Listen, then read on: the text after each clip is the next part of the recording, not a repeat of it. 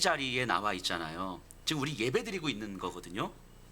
자, 예배가 뭐죠? 예배를 드린다는 게 뭡니까? 예배는 주일날 11시 20분 됐으니까 와서 예배 드리자, 뭐 이렇게 해서 우리가 지금 예배 드리고 있는 건가요? 예배는 그런 어떤 시간의 문제라기보다는 나에게 있어 최고의 가치를 드리는 거예요. 이게 예배인 거죠.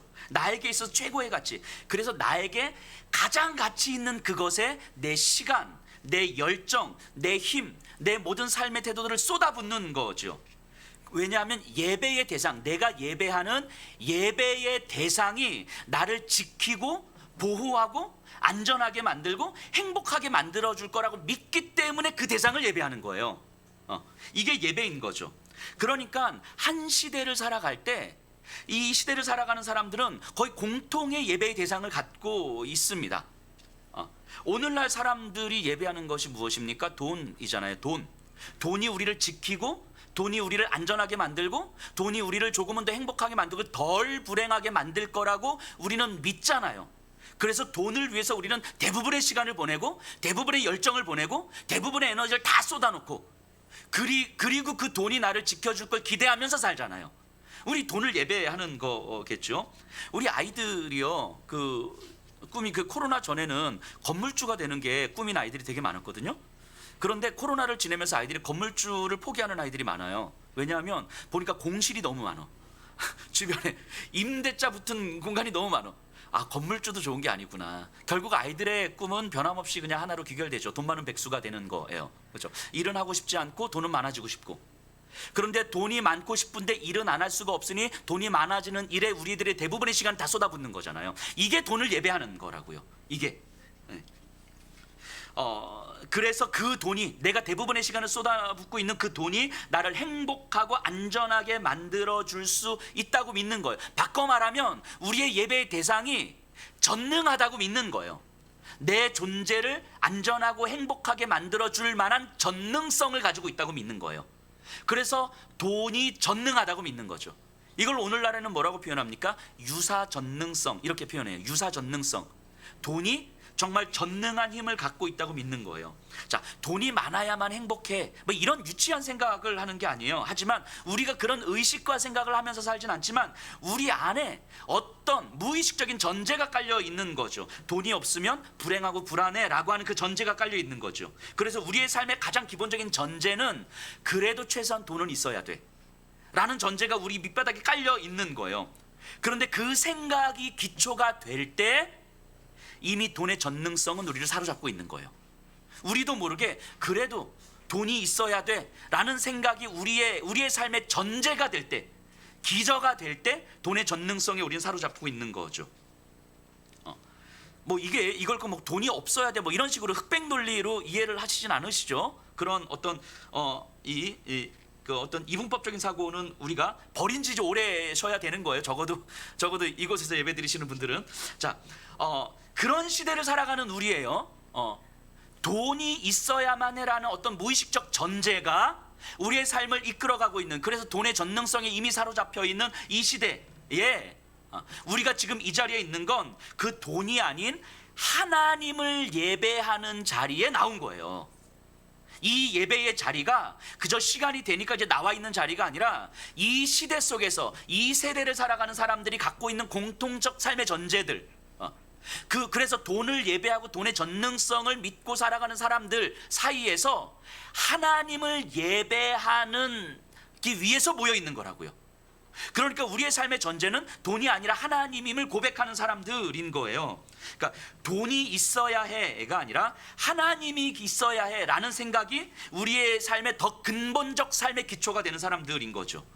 그러니까 우리가 흔히 이야기하는 것처럼, 야, 그래도 최소한 먹고 살 돈은 있어야 되는 거 아니야? 라는 시대에, 이 말이 뭐 나쁘다 틀렸다 이 말을 하는 거 아니에요. 그런데 이런 시대에 적어도 우리 안에서는, 야, 밥은 못 먹어도 하나님의 뜻에 순종해야 되는 거 아니야? 라는 생각이 먼저 드는 사람들, 이게 하나님을 예배하는 사람이라고요. 이해가 되시나요? 이게 돈이 있어야 돼 없어야 돼 이런 걸 얘기하는 게 아니에요. 우리의 삶의 근거가 무엇인가, 근본적 전제가 무엇인지를 질문하는 거예요. 우리는 무엇을 예배의 대상으로 삼고 있느냐를 물어보는 거예요. 우리가 지금 이 예배의 자리에 나와 있다는 건 우리의 삶의 전제가 무엇인가, 우리가 무의식적으로 깔고 있는 삶의 근거가 무엇인가. 그래서 결국 나는 하나님을 예배한다고 생각하지만 아무리 하나님을 예배해도 그래도 먹고 살 돈은 있어야 되는 거지. 그리고 그 위에 뭐 예배도 있고 하나님도 있고 뭐 예수도 있고 성경도 있고 하는 거지 라고 생각한다면 우리는 하나님을 예배하는 게 아니라 돈을 예배하는 거라고요. 돈을. 이게 예배예요. 예배는 나의 삶의 가치를 드리는 거라고요. 가치를 드리는 거. 그럼 오늘 우리가 이 예배의 자리에서 뭘 점검해야 되는 거냐면, 나 오늘 예배 드렸어, 하나님께 찬송했어, 기도했어, 말씀 들었어가 아니라 그런 찬송과 기도와 말씀을 들으면서 내 삶의 근본적 전제가 무엇인가. 나는 아주 유치하게 이야기하면 그래도 최소한 먹고 살 돈은 있어야 돼 라는 생각과, 아니 밥은 못 먹어도 그래도 하나님의 뜻에 순종해야지 라는 생각, 이 두 가지 생각 중에서 어떤 것이 내 삶의 조금 더 근본적 전제인가, 이 질문 던져보는 거예요. 이 예배의 자리에서 그거 질문해 보는 거예요. 그래서 내가 먹고 살 돈이 없으면 예배고 뭐고 하나님이고 뭐고 일단은 먹고 살 돈을 만드는 것, 이게 먼저라면 우리의 삶의 전제는 돈이 되는 거라고요. 예배는 이런 거예요. 예배는 내 삶의 근본적 가치를 드러내고 내 삶에 가장 가치 있는 것이 무엇인지를 돌아보는 거예요. 그리고 그것에 내 모든 것들을 던지는 거죠. 자, 2절 보세요. 12장 2절. 너희는 이 세대를 본받지 말고 오직 마음을 새롭게 함으로 변화를 받아 하나님의 선하시고 기뻐하시고 온전하신 뜻이 무엇인지 분별하도록 하라. 자, 이 세대를 본받지 말고, 사도 바울이 하고 싶은 이야기가 바로 여기에 있는 거예요. 이 로마서를 듣고 있는 그 시대의 사람들에게 전능성은 누구에게 있습니까?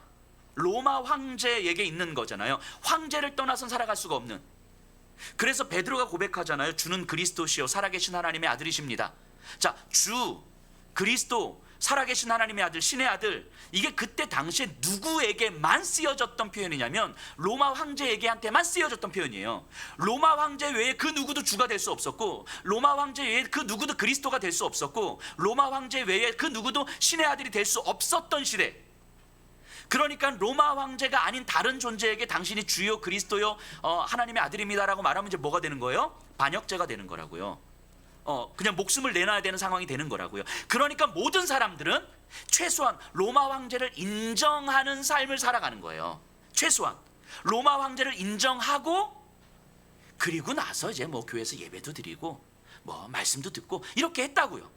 근데 그런 사람들에게 바울이 뭐라고 이야기하는 거냐면, 너희들은 이 세대를 본받지 말고 로마 황제를 기본적으로 인정하는 그 삶, 너희들의 삶의 가치, 너희들에게 전능성이라고 여겨지는 그 존재, 그것이 너희들의 예배의 대상 아니냐고, 그거 깨뜨리라고 이야기하는 거예요. 이 세대를 본받지 말고.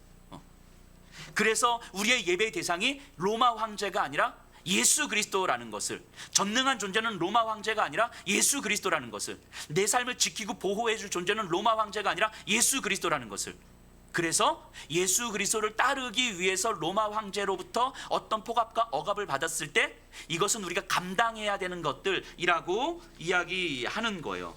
그러니까 이 바울은 신자들에게 예배의 대상이 다르다는 걸 얘기하는 거예요. 삶의 우선순위가 다르다는 걸 이야기하는 거예요. 그러니까 로마의 그리스도인들은 하나님의 뜻을 따르기 위해서 때로는 황제를 거스르기도 했어요. 초대교회 성도들에게 있어서 가장 큰 두려움, 예수를 믿는 삶의 가장 큰 두려움을 우리 흔히 죽음이라고 이야기하는데, 사실은 죽음은 오히려 편한 거였죠. 편한 거. 초대교회 그리스도인들이 감당하기 가장 어려웠던 게 뭐였었냐면 굶주림과 수치였어요. 굶주림과 수치.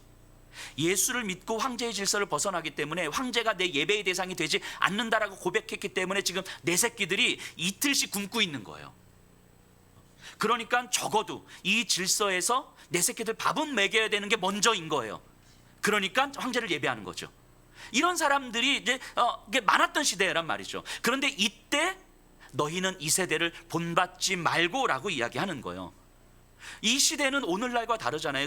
그 마을이 이 마을을 떠나서 할 수 없는 존재잖아요. 그러니까 사회적 왕따를 당하는 거예요. 수치를 당하는 거예요. 모욕을 당하는 거예요. 이것은 그 마을에 정말 살 수 없는 상태, 되는 거죠. 로마 황제의 질서를 따르지 않음으로 말미암아 내 예배의 대상이 달라짐으로 말미암아 굶주림을 경험하고 수치를 경험하는 거예요.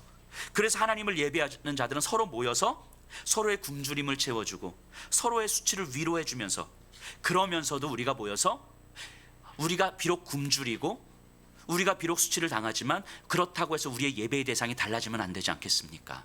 이거 이야기하는 거예요.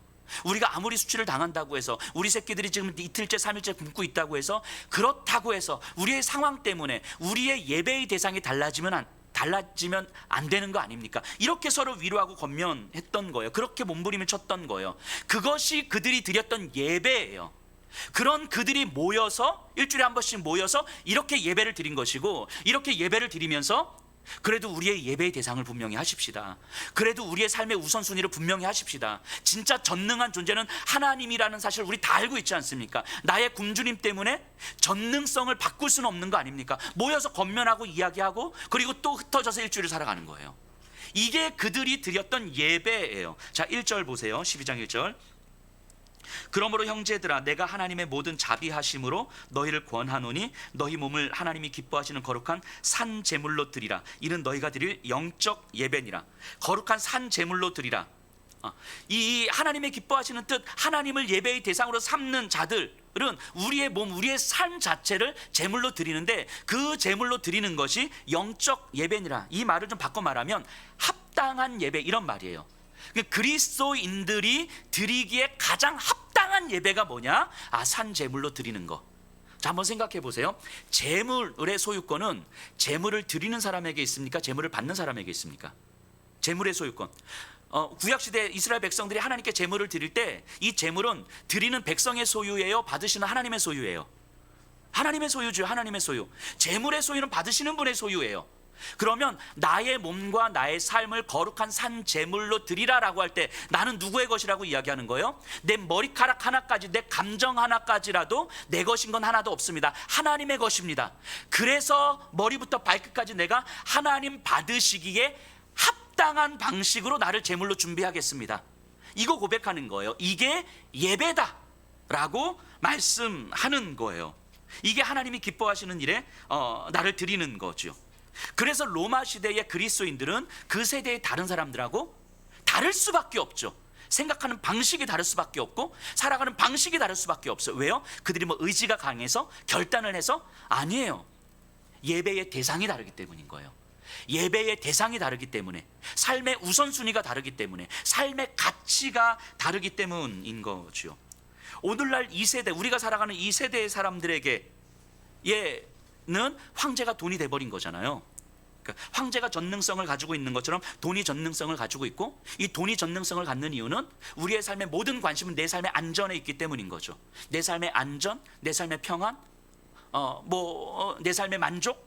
근데 이런 것들을 해줄 수 있는 전능한 힘이 돈에 있다고 우리는 믿는 거잖아요. 그래서 우리는 돈을 예배하는 거죠. 그런 이 시대를 살아가는, 이 세대를 살아가는 사람들에게, 그리고 그 세대 속에서 살아가고 있는 우리들에게 하나님은 말씀하시는 거예요. 이 세대를 본받지 말라. 그러니까 주일날 놀러 가지 말고 예배 드려. 이거 중요해요. 주일날 놀러 가지 말고 예배 드리셔야 돼요. 근데 이런 차원이 약이 아니라 당신들의 삶의 예배의 대상은 누구냐라는 거예요. 당신들의 삶의 우선순위는 무엇이냐라고 물어보는 거예요. 당신들의 삶의 근본적 전제가 무엇이냐, 무엇으로 움직이고 있는가? 먹고 사는 문제가 힘들어지면 하나님이고 뭐고 다 없어지는 그런 삶인가? 아니면 진짜 비록 밥은 못 먹어도 하나님의 기뻐하시는 뜻이 무엇인지 먼저 묻고 하나님 앞에 나아가려고 애를 쓰는 모습인가? 우리의 삶의 우선순위가 무엇인가라고 질문 던지고 있는 거라고요. 이 세대를 본받지 말라고. 근데 이 말씀이 믿어지기 때문에 지금 이 자리에 있는 거잖아요. 이 말씀이 믿어지기 때문에, 또 이 말씀이 내 삶의 이야기가 되고 싶기 때문에 이 자리에 있는 거잖아요. 이 말씀이 믿어지지도 않고, 이 말씀이 받아들여지지도 않고, 이 말씀으로 살고 싶지도 않고, 그럼 이 자리에 있을 이유가 없는 거예요. 우리가 이 예배의 자리에 앉아 있는 이유는 하나님을 예배하기 위해서 앉아 있는 거죠. 하나님을 예배하기 위해서. 내 삶의 가장 우선순위가 하나님이심을, 내 삶의 근본적 전제가 하나님에 대한 이야기라는 사실이 믿어지고 또 믿어지고 싶기 때문에 지금 이 자리에 있는 거 아니겠습니까? 그게 예배예요. 예배. 그게 예배자인 거죠. 그럼 우리는 다시 이제 돌아봐야 되는 거겠죠. 과연 우리는 어떤 예배를 드리고 있는가? 주일날 11시 20분에 모여가지고 아주 뜨겁고 화려한 예배를 드리고 있는가? 아니면 나를 거룩한 산 제물로 드리는 예배를 드리고 있는가? 진지하게 질문 던져 보셔야 되는 거 아니겠습니까? 제가 지금 이렇게 설교하고 있는 중에 지금 저희 여기에 제 아내, 제 딸, 제 아들, 다 앉아 있거든요. 이렇게 제가 이렇게 설교하는데 제가 잘 살진 못해요. 가정에서 진짜 잘 살진 못해요. 되게 부족하고 맨날 욕 먹고 그래요, 아내한테. 근데 그럼에도 불구하고 제가 이렇게 설교를 했을 때 집에 갔는데 저희 아들이 아빠 오늘 예배 시간에 뻥치던데. 이렇게 말하면 안 되는 거잖아요. 비록 잘 살진 못하더라도 그래도 우리 아빠가 저렇게 살려고 애를 쓰고 있구나 라는 것이 아이들한테 느껴져야 되는 거잖아요. 그치? 그러니까 이 예배를 드리고 갔는데 우리 아빠 오늘 뻥쳤어. 뭐 이러면 안 되는 거잖아요. 교회에서 우리 어른들이 정말 이 예배를 열심히 드렸는데 우리 자녀들이 집에 가서 우리 엄마 우리 아빠 오늘 또 교회에서 가식 들었네? 이러면 안 되는 거잖아요. 이해가 되시죠? 우리가 드리는 예배는 과연 어떤 예배입니까? 우리의 삶의 가치의 우선순위가 정말 하나님으로 정향되어 있는 예배입니까? 아니면 우리의 삶의 가치, 우리의 삶의 근본적 전제는 여전히 돈인 것 같은데, 이 세대를 본받는 삶인 것 같은데, 이 위에서 그저 내가 크게 어렵지 않으니까 그냥 예배 드리고 헌신하고 봉사하고 뭐 이러고 있는 것은 혹시 아닙니까? 진지하게 우리를 좀 돌아보셔야 되지 않을까 싶어요. 지난주 중에 제가 설교하면서 이런 말씀 드렸어요. 그 추석 음식을 받으신 한 어르신 그 이야기 드렸잖아요. 그래서 요양보호사께서 전화 주셨다고 막 얼마나 교회를 자랑하셨는지 요양보호사가 도대체 어떤 교회인지 궁금해서 전화를 드렸다고. 근데 주중에 오셨더라고요. 그래서 어르신이 한번 교회 오고 싶으시다고, 그리고 주일에도 오고 싶으시다고. 근데 어르신이셔서 뭐 주일을 계속 어떻게 하실지 잘 모르겠는데 어쨌든 근데 그분이 목사들에게도 실망을 많이 했고 뭐 그렇음에도 불구하고 주중에 교회를 찾아오셔서 예배를 드리고 싶다고 말씀하신 그 어르신을 보면서 참 감사하다는 생각이 들었어요. 참 고맙더라고요. 그 모습, 어쩌면 이 세대를 본받지 않으려는 모습이 우리가 제대로 잘 사는지 못 사는지는 잘 모르겠지만, 그럼에도 불구하고 이 세대의 우선순위를 본받지 않으려고 하는 우리의 몸부림치는 모습이 누군가에게는 적어도 저 모습이 예배자의 모습이겠구나, 저 모습이 하나님을 믿는 자의 모습이겠구나 라는 감동과 위로를 주는 거 아니겠습니까? 제가 지난 금요일 날도 잠깐 말씀드렸는데, 지난 주 중에 저희 성도님 중에 한 분과 제가 전화로 한 1시간 이상을 통화를 했어요. 그러면서 나눴던 이야기인데, 이 분이 좀 오랜 시간, 그리고 최근에도 좀 아프고 힘든 시간을 좀 많이 보내신 거예요. 그래서 본인 말로는 몇 주째 자기가 지금 눈물로 지새고 있다고, 삶에서 힘드신 거죠. 이제 그렇게 이제 시간을 보내고 있는데 최근에 자기 아는 동생이 너무 힘이 들어해서 위로도 해줄 겸해서 이제 짧은 여행을 간 거예요. 가서 이제 자연스럽게 밤에 이야기를 하다가 본인 이야기를 한 거죠. 본인의 아픔과 본인이 왜 이렇게 힘들어하고 있는지에 대한 이야기. 그러면서 내가 힘들어하는 중에 내가 새롭게 알게 된 하나님에 대한 이야기를 한 거예요. 여전히 나를 찾아오셔서, 여전히 나는 눈물을 흘리고 있지만 여전히 나를 찾아오셔서 나를 만나주시는 하나님, 내가 새롭게 만나게 된 하나님, 그래서 하나님은 나를 붙들고 계시고 그것이 믿어지니까 오늘 또 하루 살게 되더라고. 뭐 이런, 그러니까 하나님에 대한 이야기를 이렇게 이제 이야기를 한 거죠. 그러자 그 힘들어하던 그분이 그 이야기를 듣더니 이렇게 말씀을 하시더래요. 자기가 너무 힘들어하니까 주변에서 막 이런저런 위로를 너무 많이 해주시는데 근데 하나도 안 들리더라는 거예요. 그런데 지금 이 이야기를 들으면서, 하나님에 대한 이야기를 들으면서 마음이 너무 따뜻해지고, 정말 내가 힘들다고 해서 내 인생이 결코 실패하는 건 아니겠구나, 이런 이제 마음이 들었다는 거예요. 그러면서 위로가 되더라는 거예요. 그러니까 우울한 분위기로 시작했다가 이제 새벽녘이 되면서 이제 소망 가득한 이야기로 분위기로 끝나는 거죠. 자, 그 시간을 보내면서 저하고 통화하면서 집사님이 전화상으로 뭐라고 말씀하시냐면, 목사님, 제가 너무 기쁜 것 같다고. 나는 분명히 지금도 힘든데 그런데 너무 기쁘다고. 나 같은 게 뭐라고, 정말 아무것도 아닌 이 나 같은 게 뭐라고. 하나님은 나를 통해서 내 삶의 이야기를 들려주시는 것이 아니라 나를 통해서 하나님의 이야기를 들려주실까요, 목사님? 나 같은 게 뭐라고, 나를 통해서 하나님의 이야기가 들려지고, 이 아무것도 아닌 나 같은 삶을 통해서 하나님은 누군가를 위로해 주시고 누군가에게 소망을 주시고 누군가를 살게 하실까요? 하나님, 도대체 내가 뭔데 하나님은 나를 통해서 이런 일들을 하시는 거죠? 나 같은 게 뭔데 이 거룩하고 크신 하나님께서 이 티끌과도 같은, 그래서 매일 하루하루 근근히 살아가면서 상황 속에서 맨날 질질 짜고 있는 나를 바라보면서 이런 나 같은 걸 통해서 하나님은 하나님의 이야기를 펼쳐가시는 게 하나님 너무 신기하고 너무 기뻐요. 지금은 분명히 내가 너무 힘들고 여전히 나는 눈물이 나고 있지만 이런 나의 눈물과 아픔을 통해서 하나님께서 하나님의 이야기를 펼쳐가신다는 사실이 너무 기뻐요. 이렇게 이야기를 하는 거예요. 이 마음이 이해가 되시나? 이건 정말 기쁨인 거죠. 내 삶을 통해서 하나님의 이야기가 펼쳐질 때 내가 얼마나 열심히 살았는지, 내가 얼마나 이루었는지, 내가 얼마나 헌신해서 어떤 걸 받았는지, 이런 이야기가 아니라 정말 티끌과도 같고 보잘것없는, 그래서 매일 하루 그냥 근근히 살아갈 수밖에 없는, 눈앞에 펼쳐진 상황 속에서 매일 무너졌다 일어났다 할 수밖에 없는 그런 나 같은 삶을 통해서 하나님은 하나님의 이야기를 펼쳐져 가신다는 것, 이것을 경험하는 것은 기쁨인 거죠. 이걸 경험해 보시는 분들은 알죠. 이 기쁨을, 아프지만 기쁜 거예요. 눈물이 나지만 기쁜 거예요. 이걸 알기 때문에 내 삶에서의 상실과 아픔과 눈물이 분명하게 나를 힘들게 할 걸 알지만 피하지 않는 거예요. 이 삶을 통해서 또다시 펼쳐질 하나님의 이야기가 경험이 되었기, 소망이 됐기 때문인 거죠. 이게 산 제물 아닙니까? 이게 이 세대를 본받지 않는 삶 아닌가요? 이게 예배자예요. 나를 통해서 하나님의 이야기가 펼쳐지는 것. 저는 우리 김충효 집사님의 이야기를 들으면서 바로 이게 그냥 이것 자체가 예배자의 삶이 아닐까 하는 생각을 좀 해보게 됩니다. 이 세대의 사람들과는 조금은 다른 삶, 그저 근근히 하루하루 살아가면서, 일주일을 살아가면서 그냥 돈 버는데 익숙하고 내 삶을 살아가는데 익숙할 수밖에 없는, 그냥 그렇게 살아갈 수밖에 없는 나인데, 이런 나의 몸부림을 통해서 하나님은 하나님의 이야기를 누군가에게 들려주시는 거예요. 나는 정말 아무것도 아닌 것 같은데 나를 통해서 하나님은 하나님의 이야기를 들려주시고, 그 이야기가 누군가에게 들려질 때에 그 삶의 위로가 주고 그 삶의 소망이 되고 그 삶을 다시 살게 하는 거예요.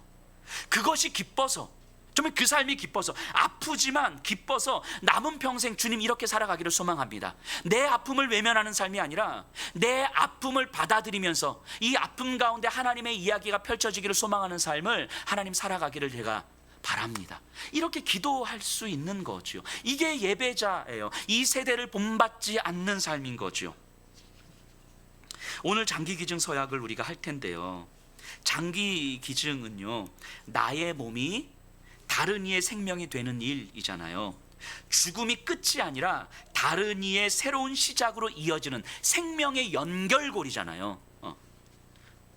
이 시대는 내 몸을 지키려 살아가는 세대 아닙니까? 그런데 내 몸으로 다른 이의 생명을 지키는 삶을 살아가는 것, 이것이 이 세대를 본받지 않는 산 제물의 삶 아니겠습니까? 정말 보잘것없는 나인데, 한평생 그저 근근히 살아갈 수밖에 없는 나인데, 이런 나를 통해서 하나님은 하나님 사랑의 이야기를 세상에 들려주시고, 이런 나를 통해서 다른 이를 살려주시는 그 하나님을 경험하는 삶, 이것이 정말 기쁜 삶이라는 걸 우리 평생에 경험하기를 소망하게 되는 것, 이게 우리 예배자의 삶 아닙니까? 오늘 우리 성찬식도 해요. 우리에게 자신의 몸을 내어주신 예수님을 기념하는 것이 성찬식이잖아요. 어쩌면 우리의 몸을 다른 이들에게 내어주는 장기기증이 또 다른 의미의 성찬식 아닐까요? 이 장기기증 서약과 이 성찬식이 오늘 우리의 삶으로 받아들여졌으면 좋겠습니다. 그래서 우리의 삶이 참된 예배자의 삶이 되기를 간절히 소망합니다.